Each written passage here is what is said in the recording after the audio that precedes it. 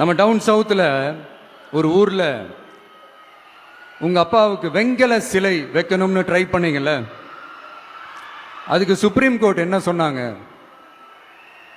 மக்களோட பணத்தில் யாருக்கு புகழ் பாட பார்க்குறீங்க அப்படின்னு கேட்டாங்கல்ல.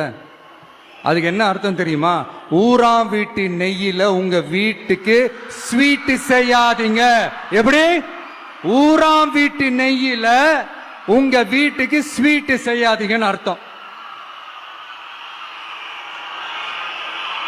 மக்களோட ஒரு அடிப்படை வாழ்வாதாரத்துக்கு ஏதாவது பிரச்சனைக்குன்னு கேட்டா நிதி சுமைன்னு சொல்றீங்க. சிலை வைக்கிறதுக்கு மட்டும் எங்கிருந்து? கலைஞர் நகர் அப்படின்ட்டு வைக்கிறதா நான் கேள்விப்பட்டேன்.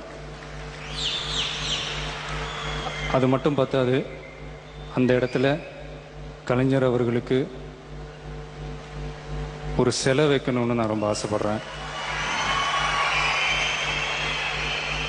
அவருடைய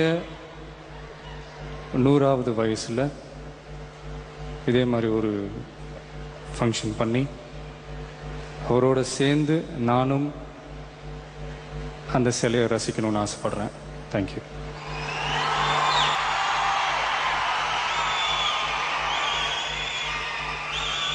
தமிழக முதல்வர் டாக்டர் கலைஞர் அவர்களுக்கும், திரு அமிதாப் பச்சன் சார் அவர்களுக்கும், திரு ரஜினி சார் அவர்களுக்கும், திரு கமல் சார் அவர்களுக்கும், வந்திருக்கும் நண்பர்களுக்கும், என் நெஞ்சில் குடியிருக்கும் எனது அன்பான ரசிகர்களுக்கும் என்னுடைய வணக்கம்.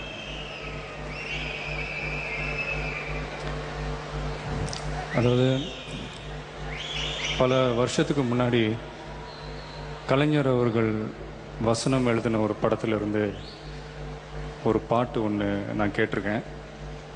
அதில் நடுவில் ஒரு வரி ஒன்று வரும், எல்லோருக்கும் இருப்பதற்கு இடம் வேண்டும் அப்படின்ட்டு. அன்னைக்கு அவர் வசனம் எழுதின அந்த படத்தில் வந்த அந்த வரி இன்னைக்கு அவரே நிறைவேற்றி வச்சிருக்காரு. இது என்னை பொறுத்த வரைக்கும் இது சாதாரண விஷயம் இல்லை.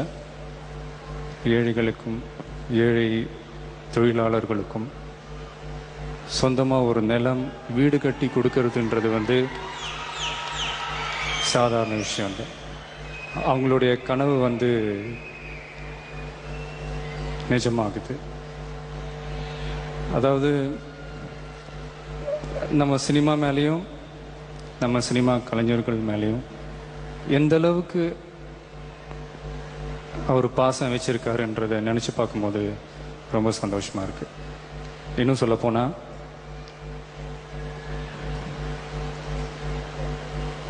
அவர் சுவாசிக்கிறதே திரையுலக மூச்சுன்னு தான் நான் சொல்லுவேன்.